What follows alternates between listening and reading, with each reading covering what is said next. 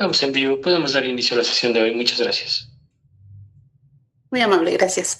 Buenos días, buenas tardes ya. Bienvenidos todos y todas a nuestra última sesión de estas jornadas maravillosas en donde intercambiamos puntos de vista, conocimiento, investigaciones que tienen que ver con filosofía, arte y derecho.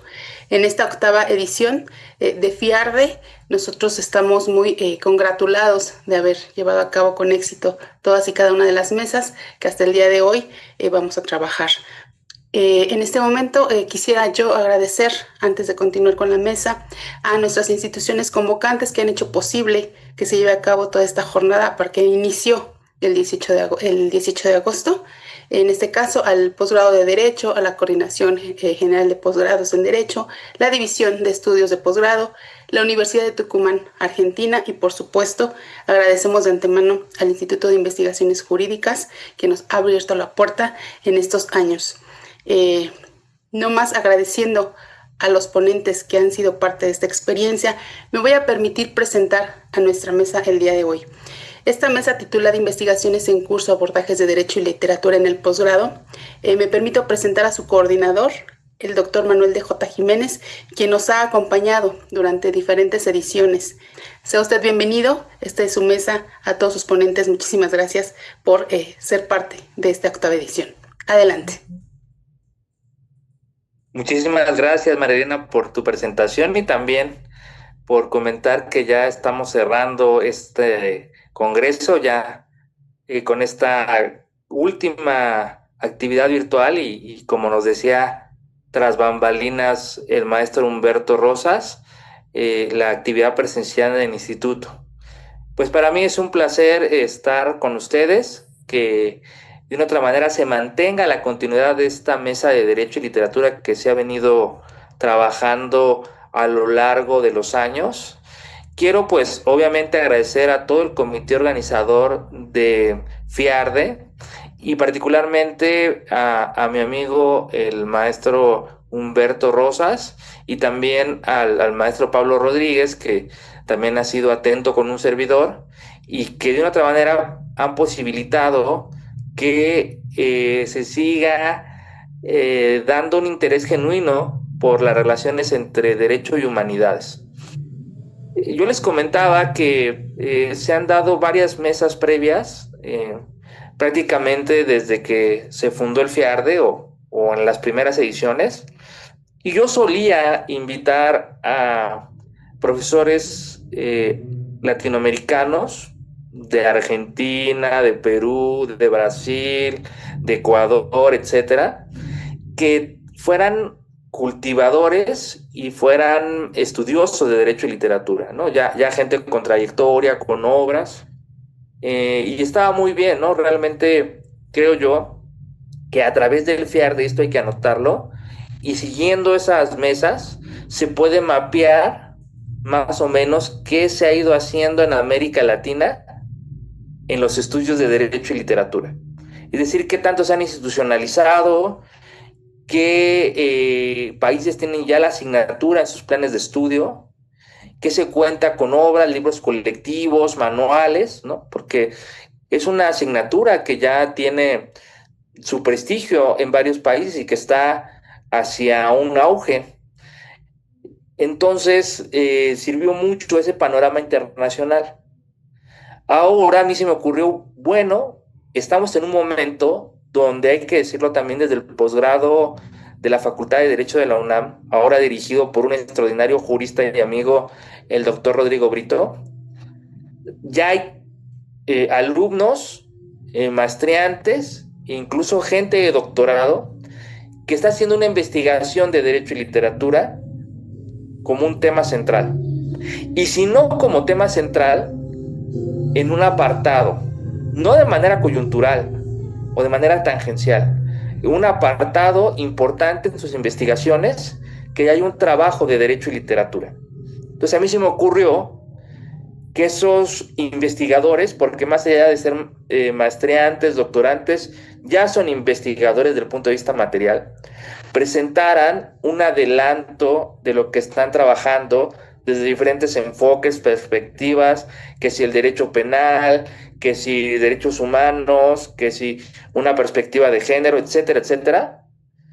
Pero lo importante y lo que hermana y genera una comunidad en todas estas investigaciones es justamente abrazar los estudios de derecho y literatura desde un punto de vista emancipador y crítico.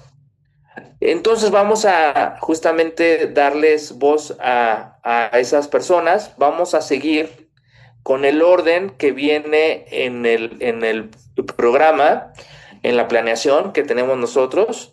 Más o menos la idea es que sean 15 minutos, no más, en la exposición de sus trabajos. Pueden ayudarse de diapositivas, si las traen, si no, no hay ningún problema, o documentos Word, también lo que ustedes quieran, a efectos de ilustrar o ser expositivos. Y después vamos a tener un diálogo ya en retroalimentación en calidad de grupo.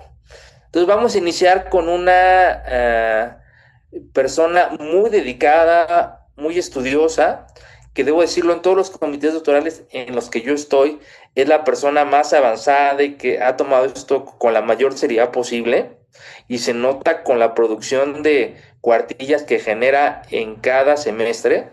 Es la maestra Arminda Labastida Núñez, que por cierto, pues ella viene de Chiapas. Ha hecho una labor fabulosa en la divulgación de todo lo relativo no solamente a derecho y humanidades, derecho y arte. Es muy activa en redes sociales y también tiene una trayectoria importantísima como jurista, como dedicada al derecho penal. Ella justamente en su tesis dirigida como tutor principal, un increíble amigo que le mandamos saludos, el doctor Miguel Eduardo Morales Lizárraga, trabaja una historia de las ideas del derecho penal y una filosofía mexicana, ¿no? Que es muy interesante. Y en un apartado está trabajando algunas cuestiones de literatura, en particular José Revueltas. Por ello va a presentarnos la ponencia o el adelanto de su tesis titulado La obra de José Revueltas a la luz del pensamiento jurídico penal. Adelante, maestra Arminda. Muy buenos días a todas y a todos. Agradezco al posgrado de la Facultad de Derecho de la UNAM, así como a los académicos organizadores de este importante congreso, y de manera muy especial al doctor Manuel de J. Jiménez por brindarme la oportunidad de compartir con ustedes un avance de mi tesis doctoral, cuyo título general es Las influencias filosóficas en el sistema penal mexicano contemporáneo y la propuesta de una filosofía integral adecuada a la mexicanidad. Dentro de este marco me interesa destacar un apartado que representa una línea crítica y humanista en mi investigación, el análisis de la obra de José Maximiliano Revueltas Sánchez como un acercamiento al pensamiento crítico mexicano. Para esto voy a compartir una presentación de PowerPoint, solamente para precisar. Soy originaria de la ciudad de Oaxaca, Oaxaca de Juárez, Oaxaca. Y bueno, también quiero aclarar que esta lectura de Revueltas no parte de una postura abolicionista. La cárcel como institución puede tener funciones necesarias en una sociedad. Mi interés más bien es destacar cómo Revueltas pone en evidencia a las víctimas del sistema, presos políticos, personas pobres criminalizadas, inocentes recluidos y en general aquellos a quienes el poder convierte en enemigos. Su denuncia literaria nos recuerda que el derecho penal, cuando se aparta de la justicia, puede convertirse en un mecanismo de exclusión y violencia. Quiero iniciar con un epígrafe tomado del trabajo del doctor Manuel de J. Jiménez y Rafael Caballero Hernández, que dice: la literatura es una de las principales formas capaces de recuperar una perspectiva integral del ser humano. Tanto el derecho como la literatura están íntimamente vinculados al lenguaje, la palabra, el texto, el discurso, la narración, en suma, la comunicación.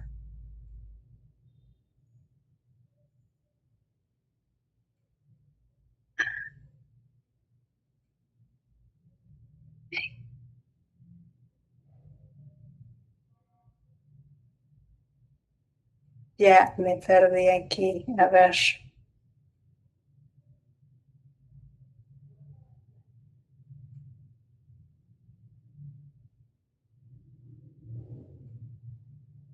Este apartado se inscribe en la sección 1.7 de mi tesis y está dividido en 4 subtemas que abordaré brevemente el día de hoy.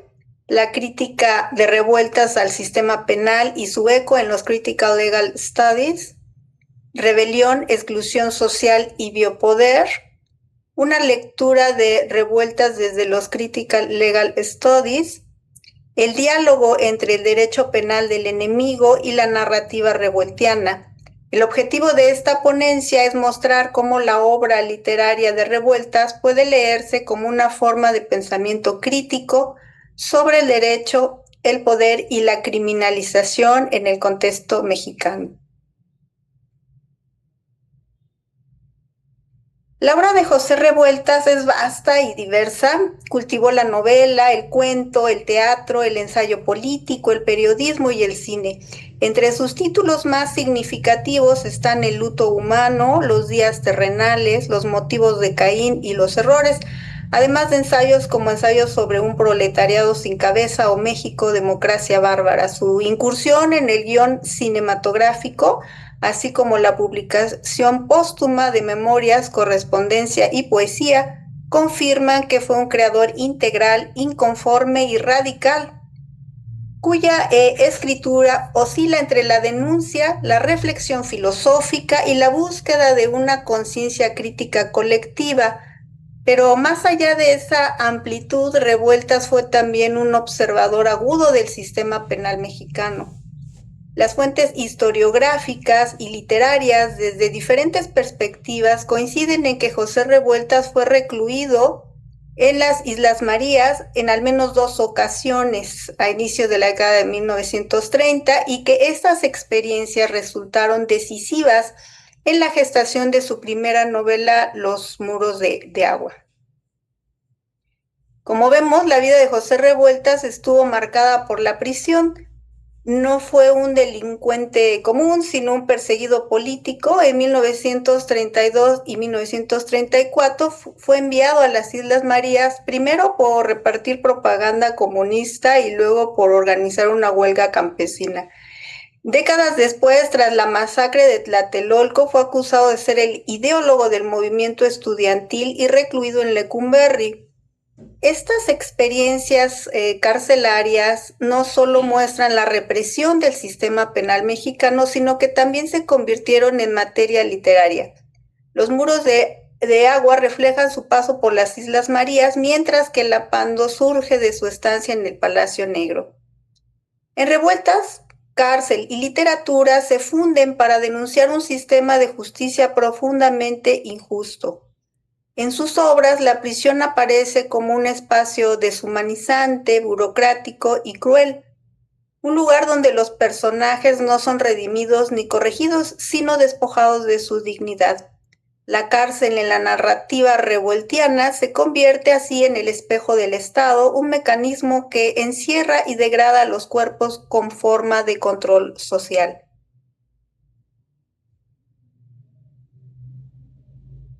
Esta crítica literaria que nace desde la experiencia vivida y la creación artística resuena con la teoría jurídica crítica de los Critical Legal Studies, surgida en Estados Unidos en los años 60. Los Critical Legal Studies son autores como Duncan Kennedy, Robert Unger o Mark Tushnet. Plantean que el derecho no es neutral ni objetivo, sino una construcción ideológica que reproduce jerarquías sociales. La coincidencia entre Revueltas y los Critical Legal Studies es notable. Ambos denuncian la función ideológica del derecho, su rol en la perpetuación de la desigualdad y el carácter selectivo y clasista del sistema penal.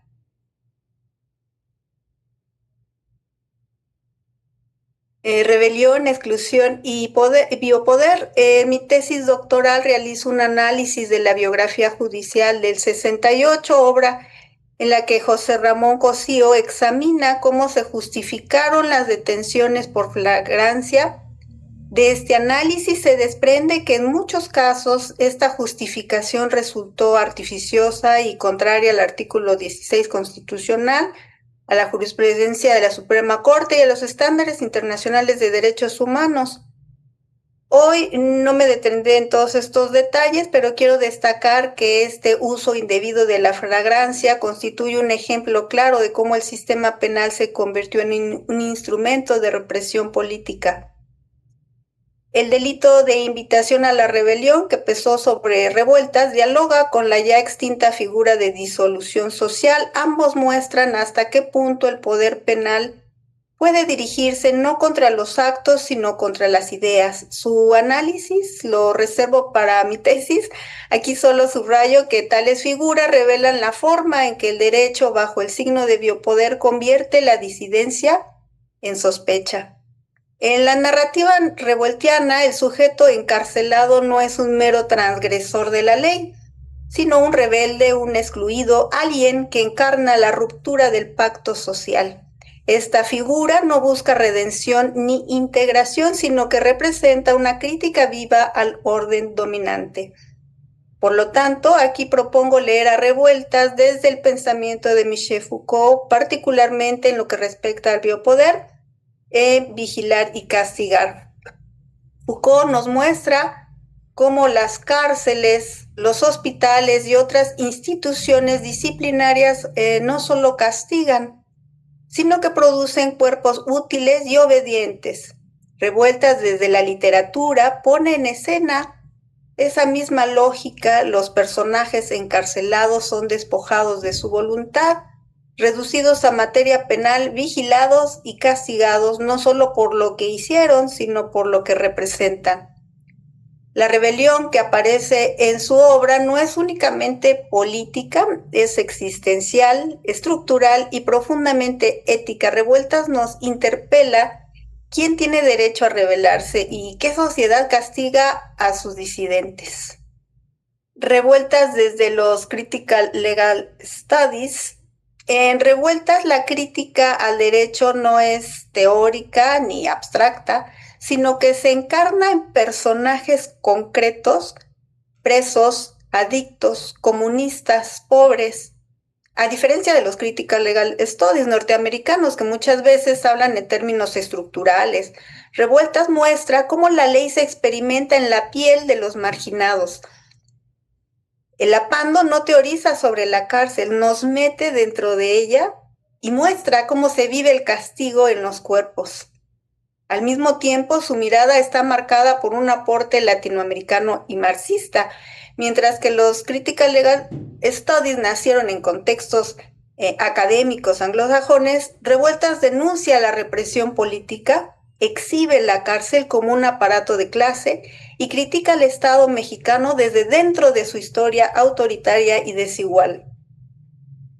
Esto nos lleva a una reflexión mayor: la necesidad de descolonizar la teoría crítica. Durante mucho tiempo los estudios críticos del derecho han estado dominados por voces europeas y estadounidenses.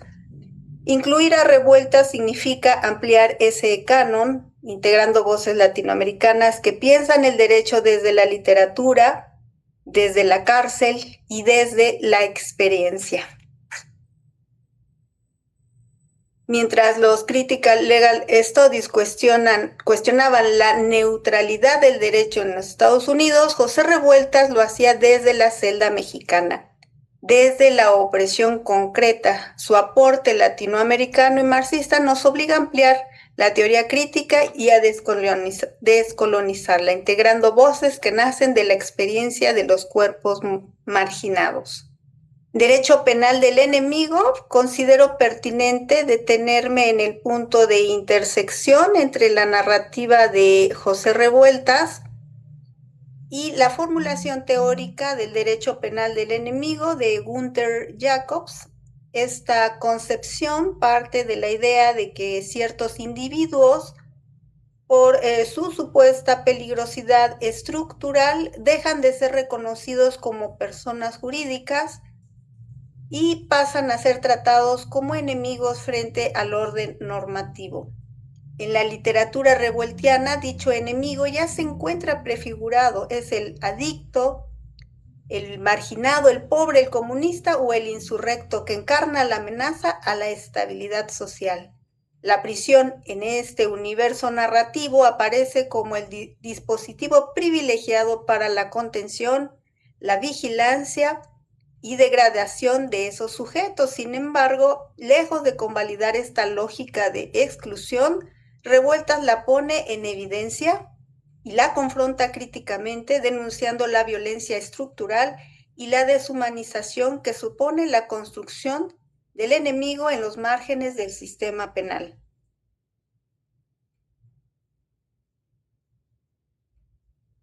Revueltas frente al castigo. Aquí en la presentación puse un extracto de la Pando, donde se refleja la diferencia de clases en una visita común en los días de visita en las cárceles, ¿no? En la obra de José Revueltas se advierte con claridad una temprana percepción de lo que hoy denominaríamos criminalización de la pobreza y violencia estructural contra los sectores más vulnerables. Sus narrativas carcelarias, en particular el Apando, muestran a los presos como adictos, delincuentes, pobres y marginados, cuya condición delictiva no surge de una libre elección, sino de estructuras sociales y económicas que los excluyen sistemáticamente. Desde su militancia marxista, Revueltas denunció que el capitalismo produce poblaciones excedentes, parias, subempleados, marginados, que terminan siendo administradas por la maquinaria punitiva. Aunque en su literatura no emplea expresiones técnico-jurídicas, como las que posteriormente desarrollaría la criminología crítica, su representación literaria anticipa la lógica de la selectividad penal. Los sectores pobres y vulnerables aparecen como los destinatarios preferentes del control penal y carcelario. En este sentido, su obra constituye una denuncia literaria de la violencia estructural, que puede ponerse en diálogo con categorías contemporáneas como la criminalización primaria y secundaria desarrolladas por Zaffaroni. En tanto, ambas visibilizan la función clasista y excluyente del poder punitivo. Conclusión, con esta lectura de José Revueltas, sostengo la necesidad de reivindicar a la literatura como un cauce legítimo y fecundo para pensar el derecho. La obra revueltiana nos recuerda que el derecho no se agota en los códigos, doctrinas o instituciones, sino que debe ser interrogado desde sus márgenes, desde las voces de quienes sufren su peso y desde las narrativas que revelan su violencia, al mostrar que el castigo no siempre redime, sino que con frecuencia legitima la exclusión y perpetúa la desigualdad. Revueltas desnuda el carácter político del poder punitivo. En este sentido, resulta pertinente recordar a Ronald Dworkin, quien sostuvo que los derechos individuales funcionan como trumps frente a los intereses mayoritarios en Taking Rights Seriously, 1977, Los derechos en serio, 1984. De ahí que un orden jurídico que no trata a todos los individuos como portadores de dignidad corre el riesgo de convertirse en mera técnica de poder.